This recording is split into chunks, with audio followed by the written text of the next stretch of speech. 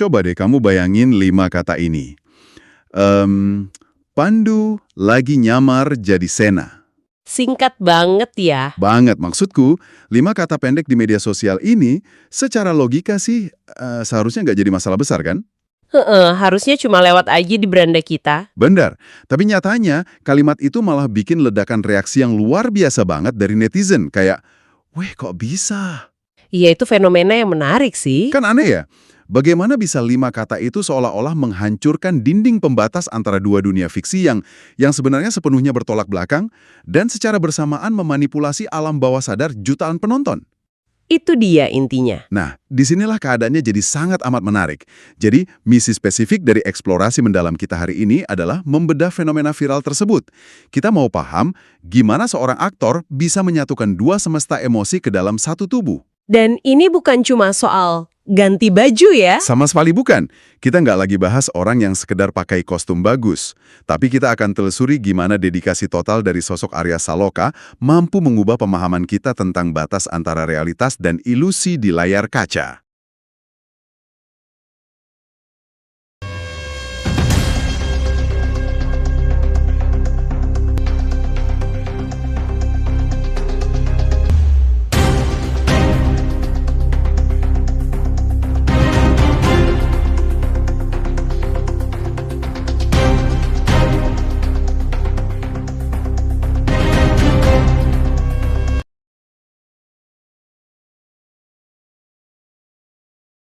Setuju.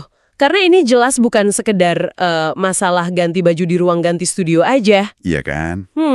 Ketika ada sebuah video pendek yang nampilin adegan operasi taktis tingkat tinggi, terus tiba-tiba disandingkan sama caption tentang karakter dari drama romantis, Itu rasanya kayak nabrak gitu ya? bener banget. Itu memicu semacam korsleting kognitif yang sangat menyenangkan di otak audiens. Fenomena ini tuh jadi sebuah studi kasus psikologis yang brilian soal gimana manusia merespons totalitas fisik dan emosional dari seorang penampil. Wah, korsleting kognitif aku suka istilah itu. Oke, mari kita mulai dari visual yang memicu semua kehebohan ini ya. Boleh, visualnya emang kuat banget. Buat kamu yang mungkin belum sempat lihat videonya nih, bayangin aja, Arya Saloka mengenakan kaos hitam ketat, terus dibalut rompi taktis yang kelihatan sangat padat. Topinya ditarik menunduk, nutupin sebagian wajahnya. Misterius gitu ya? Iya, misterius. Dan lalu ada adegan baku tembak yang intens banget. Gerakannya sangat taktis, tegas. Tapi jujur aja nih, aku harus sedikit skeptis di sini. Oh ya? Skeptis gimana tuh? Gini, bukankah kalau kamu memakaikan rompi Kevlar yang beratnya belasan kilogram itu, ditambah sepatu bot militer ke siapa aja, pasti cara berjalannya otomatis berubah dong. Pasti, bebannya lumayan kan? Nah itu, pertanyaanku, apakah ini emang benar-benar kehebatan akting seorang Arya Saloka atau sekedar gravitasi dari kostum mahal yang lakuin tugas beratnya? Itu tingkat skeptisisme yang sangat wajar sih. Rompi taktis itu kan emang secara otomatis mengubah titik berat tubuh kita, atau istilahnya mengubah biomekanika seseorang, gitu loh. Postur pasti beda. Bener, tapi disinilah letak perbedaannya. Orang biasa yang tiba-tiba dipakain beban seberat itu pasti bakal kelihatan kayak orang yang lagi berjuang nahan beban. Kayak bungkuk-bungkuk keberatan gitu ya? Nah iya, bahu mereka bakal menegang dengan canggung, terus langkahnya jadi ragu, atau malah diayun terlalu lebar. Apa yang memukau dari penampilan Arya Saloka di situ adalah konsep muscle memory. Memori otot ya? Tepat sekali. Arya Saloka di video itu sama sekali nggak kelihatan keberatan atau canggung. Dia justru kelihatan sangat berbahaya. Wah, bener juga. Efisien banget ya gerakannya. Sangat efisien, nggak ada satupun ayunan tangan ekstra yang sifatnya teatrikal atau lebay. Otaknya tuh udah berhasil nipu tubuhnya sendiri untuk percaya kalau perlengkapan militer ini adalah kulit keduanya, bukan sekedar properti syuting yang disewa dari wardrobe. Masuk akal? Jadi kuncinya justru bukan pada bebannya, tapi pada hilangnya rasa canggung itu ya? 100% bener. Aku sempat baca komentar netizen dari sumber materi kita. Ada yang bilang gini, aksi tembak-tembakannya menegangkan. Kalimat yang simpel ya. Simple banget. Tapi kalau dipikir-pikir lagi, pujian itu tuh sangat paradoks. Kan kita tahu itu bohong. Iya, fiksi kan? Iya, kita sadar ada deretan kamera, ada kru, ada sutradara di depannya. Tapi gimana tepatnya otak kita tuh bisa tertipu, sampai-sampai merasa tegang pas lihat sesuatu yang kita tahu persis itu cuma bohongan. Nah, dalam kajian kognitif dan psikologi media nih, kita biasanya nyebut fenomena ini sebagai narrative transportation. Narrative transportation kayak transportasi gitu. Iya, bayangin aja ini kayak sebuah kendaraan tak kasat mata. Kendaraan ini bawa kesadaran kamu keluar dari ruang tamu di rumah, terus mindahin kamu langsung ke tengah medan tembak di layar. Oh wow, berasa teleportasi mental ya. Benar. Tapi syaratnya, kendaraan ini cuma bisa nyala kalau sang aktor nggak memancarkan secuil pun keraguan. Sedikit aja mata seorang aktor kelihatan lagi mikirin dialog selanjutnya, Langsung hancur ya ilusinya. hancur lebur seketika. Tapi pasang aktor benar-benar fokus ngalkulasi ancaman di sekitarnya, otak reptil kita, yaitu bagian otak yang merespon bahaya, itu bakal bacanya sebagai ancaman sungguhan. Makanya detak jantung kita sebagai penonton ikut naik ya. Persis. Arya Saloka berhasil mencapai titik ekstrim ini karena ia mematikan ego aktornya dan ngelepasin insting bertahan hidup untuk ambil alih kendali tubuhnya secara total. Jadi pada dasarnya, dia meretas sistem saraf penonton dengan cara meyakinkan sistem sarafnya sendiri terlebih dahulu. Itu kesimpulan yang tepat banget. Gila, luar biasa sih dedikasinya.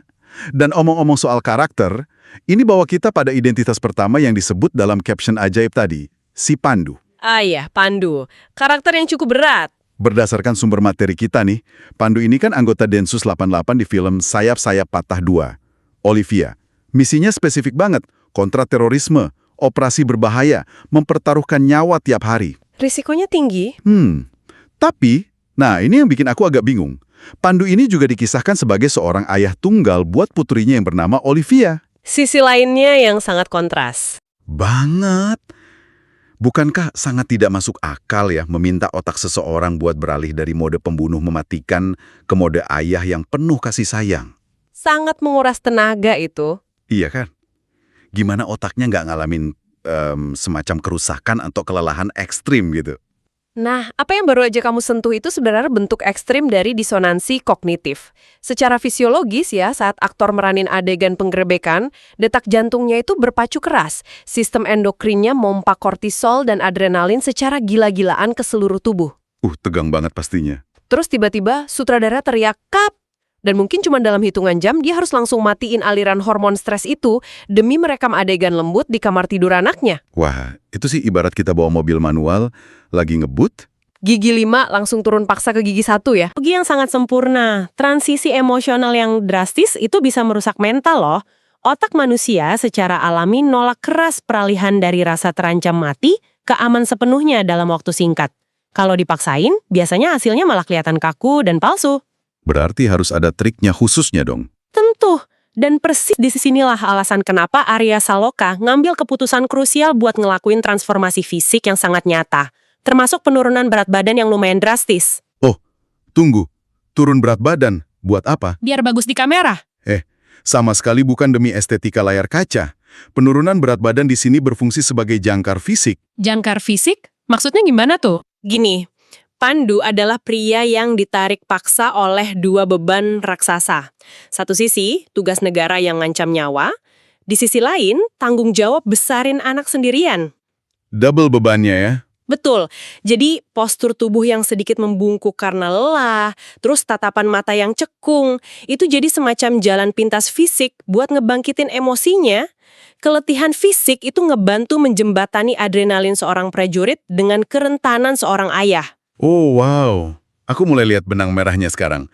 Jadi tubuhnya yang emang beneran capek secara fisik, bikin emosinya tuh nggak perlu pura-pura lagi ya. 100% akurat. Wah, pantes. Pas dia harus bersikap lembut ke putrinya, kelembutan itu lahir dari rasa lelah yang tulus dan jujur. Bukan cuma dari teknik ngapalin naskah, itu level dedikasi Arya Saloka yang bikin bulu kuduk berdiri sih. Emang jarang aktor yang mau sejauh itu. Ini kan baru membedah setengah dari teka-tekinya nih. Gimana dengan bagian kalimat nyamar jadi Sena? Nah, di situ manuver psikologisnya jadi makin kompleks lagi. Kita kayak diajak beranjak dari dunia yang penuh debu mesiu menuju sesuatu yang sama sekali beda vibes-nya. Tepat banget. Mari kita perjelas siapa Sena ini sebenarnya. Menurut sumber kita, Sena adalah karakter dari sinetron Terikat Janji. Dia di situ beradu akting sama Asha Asuncao. Drama romantis ya. Dan karakter Sena ini tuh bagaikan kutub yang berlawanan dari Pandu. Dia digambarin sebagai pria yang diliputi misteri, hidup di tengah pusaran cerita romantis yang syarat intrik, teka-teki, dan konflik batin. Sangat beda dari medan perang. Jauh beda. Pertanyaanku sekarang, kenapa netizen sangat terobsesi ngelihat persilangan ini? Karena kontrasnya itu. Tapi bukannya mencampur adukan karakter pasukan khusus yang keras dengan pria misterius di dunia romansa itu malah merusak ilusi audiens? Ini tuh rasanya kayak nuangin saus pedas ke atas es krim vanila loh. Bukankah audiensnya saling bertabrakan? Buat penonton modern yang makin cerdas, percampuran itu justru nggak merusak ilusi sama sekali, malah berfungsi sebagai hyperlink psikologis. Hyperlink, kayak di website gitu. Iya, pas mereka baca kalimat Pandunya Marjadisena, otak mereka secara otomatis langsung ngunduh dua semesta emosi secara bersamaan. Netizen jadi terobsesi karena mereka tuh berasa lagi disuguhi pameran acting range atau rentang acting secara live dan seketika. Rentang acting ya? Maksudnya kemampuan si aktor ini buat muter dial intensitas dari angka 10 balik lagi ke angka 2 tanpa kelihatan canggung. Lebih kompleks dari sekedar mutar dial sebenarnya. Coba deh perhatiin. Di dunia Pandu, berekspresi itu berarti ngelepasin energi fisik. Kayak menembak, mendobrak pintu, berlari. Emosinya dieksternalisasi secara agresif. Keluar semua ya tenaganya? Benar. Tapi di dunia Sena, mekanikanya berbalik 180 derajat. Di drama romantis yang penuh rahasia, akting yang paling kuat justru sering terjadi di momen-momen sunyi. Oh, yang nggak banyak ngomong ya? Persis. Sena harus berekspresi lewat apa yang tidak dikatakan. Lewat tarikan napas yang tertahan, lirikan mata yang nyembunyiin motif, atau senyuman tipis yang nutupin penderitaan. Wah, susah juga ya nahan emosi gitu. Sangat susah. Menjadi Pandu itu nuntut ledakan energi, sementara menjadi Sena nuntut penahanan energi yang sangat ketat. Penonton terpukau karena mereka lihat satu orang mampu menampung dua frekuensi ekstrem tersebut. Dan hebatnya, gak ada satupun karakternya yang terasa kayak karikatur murahan. Luar biasa. Sekarang nih buat kamu yang lagi dengerin kita, coba dibayangin situasi ini di pekerjaan kamu sendiri. Bayangin kamu baru aja selesai mimpin rapat krisis perusahaan yang sangat panas. Yang marah-marah gitu ya? Ya, di mana kamu harus bersikap agresif, ambil keputusan keras, dan debat hebat. Terus cuma selang 5 menit, kamu harus jalan ke ruangan lain buat nenangin rekan kerja yang lagi nangis karena masalah keluarga. Susah banget itu pindah emosinya. Banget. Bisakah kamu ngasih kelembutan yang 100% tulus tanpa ada sisa-sisa amarah dari rapat tadi? Biasanya sih masih agak ngegas ya ngomongnya. Nah itu. Kegagalan misahin dua emosi itulah yang sering kita rasain sebagai kepalsuan di kehidupan nyata. Kita gampang banget kan deteksi empati orang yang nggak tulus karena pikiran mereka masih ketinggalan di urusan sebelumnya. Betul. Dan hal yang sama persis berlaku dalam dunia akting loh.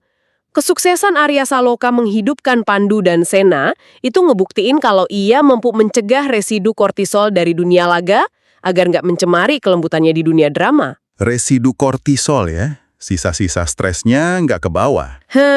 Dan itu benar-benar butuh tingkat regulasi diri dan kesadaran emosional yang sangat langka ditemuin di industri hiburan saat ini. Penjelasan itu sangat ngejawab kenapa komentar publik bisa begitu liar dan antusias. Aku baca komentar netizen yang bilang, wah nostalgia lagi nih, Pandu jadi Sena, pasti seru banget nontonnya. Antusiasmenya kerasa banget ya? Banget. Terus ada juga yang nulis, aku senang peran Sena sih, karena bikin penasaran, segera tayang dong. Mereka ini dengan sangat santai melompat dan menikmati dua realitas yang saling bertabrakan. Tapi, mari kita dorong ke inti pertanyaannya nih. So what? Kenapa kita harus peduli gitu ya? Iya. Mengapa investasi emosional netizen bisa setinggi itu cuma karena sebuah video pendek di media sosial? Karena kita hidup di era di mana konten tuh diproduksi massal layaknya pabrik makanan cepat saji. Jadi audiens sebenarnya sangat kelaparan akan yang namanya otentisitas. Oh, haus akan sesuatu yang asli ya? Bener. Industri hiburan seringkali ngejebak aktor dalam typecasting. Kayak kalau kamu sukses meranin cowok romantis, ya udah, kamu bakal terus-terusan dikirimi naskah cowok romantis seumur hidup. Cari aman aja ya biasanya. Nah itu, aman secara komersial, tapi pelan-pelan matiin jiwa seni sang aktor. Di kasus ini, publik ngelihat ada aktor yang secara terang-terangan mendobrak sangkar tersebut. Berani ambil risiko. Sangat. Makanya investasi emosional penonton meninggi. Mereka nggak sekedar dikasih hiburan dangkal, tapi dikasih kejutan psikologis. Mereka merasa kayak diajak masuk buat ngelihat ruang mesin dari proses kreatif seorang seniman. Wah, aku suka banget analogi ruang mesin itu. Jadi, caption 5 kata itu sebenarnya kayak si aktor lagi ngedipin mata ke penontonnya ya. Seolah dia bilang, "Hey, aku tahu kamu tahu ini semua cuma akting. Tapi mari kita lihat seberapa jauh aku bisa narik dan manipulasi imajinasimu." Deskripsi yang sangat akurat. Dan ketika seorang aktor nunjukin penghargaan yang begitu besar terhadap kecerdasan audiensnya, Dengan totalitasnya itu ya. iya, dengan rela menyiksa fisiknya, turunin berat badan, merombak biomekanika tubuh demi rompi taktis, dan meriset sistem saraf emosionalnya untuk setiap karakter yang beda-beda. Penonton pasti ngerasa dihargai banget. Tuh, penonton bakal ngebalas itu dengan loyalitas tanpa syarat. Bukti bahwa konsistensi Arya Saloka dalam memahami kedalaman psikologis setiap peran jauh lebih krusial daripada sekedar urusan ganti kostum. Itulah alasan kenapa dia terus berhasil mempertahankan daya tariknya di mata publik. Ia menginkarnasi jiwa, bukan sekedar minjemin tubuhnya aja. Menginkarnasi jiwa, wow, itu merangkum semuanya dengan sangat indah sih. Bener-bener seniman sejati. Kita tadi mulai perbincangan ini dari rasa penasaran ya terhadap sebuah video beberapa detik dengan caption jenaka. Ternyata ujung-ujungnya kita malah eksplorasi soal batas-batas ketahanan psikologis manusia. Cukup dalam juga ya bedah materi kita hari ini. Sangat dalam. Dan ini bawa aku pada satu kalimat hikmah buat nutup sesi bedah materi kita. Kisah ini ngebuktiin bahwa totalitas dalam berkarya itu akan selalu ngehasilin sesuatu yang luar biasa.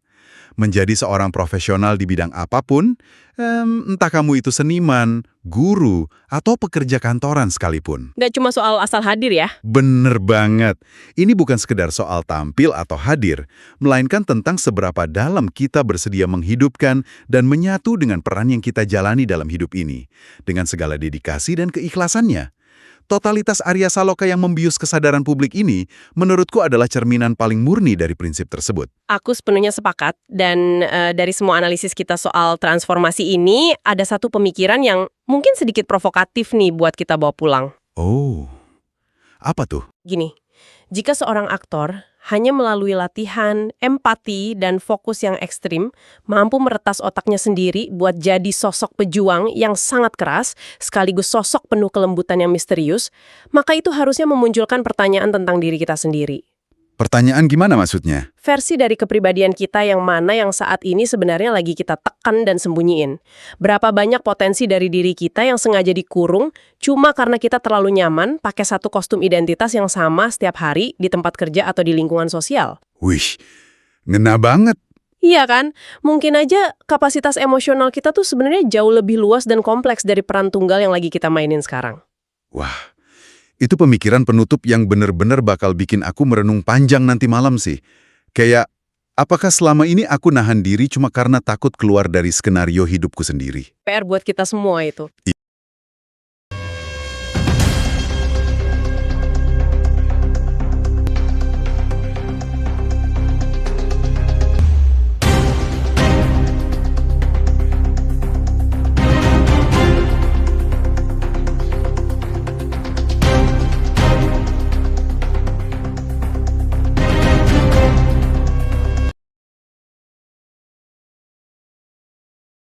Iya benar. Nah, sekarang giliran kamu nih yang lagi dengerin kita.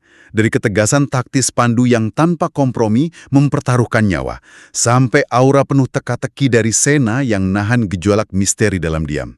Peran mana sih yang sebenarnya paling kuat beresonansi sama emosi tersembunyimu? Coba direnungkan. Tulis di kolom komentar ya, dan bagikan pendapatmu. Dan pastikan kamu memencet tombol like, comment, share, dan tentu saja subscribe di channel Motivasi David. Agar kamu nggak ketinggalan sesi bedah materi dan cerita-cerita inspiratif lainnya yang bakal terus ngebakar semangat kamu. Jangan pernah biarkan layar teater kehidupanmu redup sebelum kamu mainin peran terbaikmu hari ini. Sampai jumpa.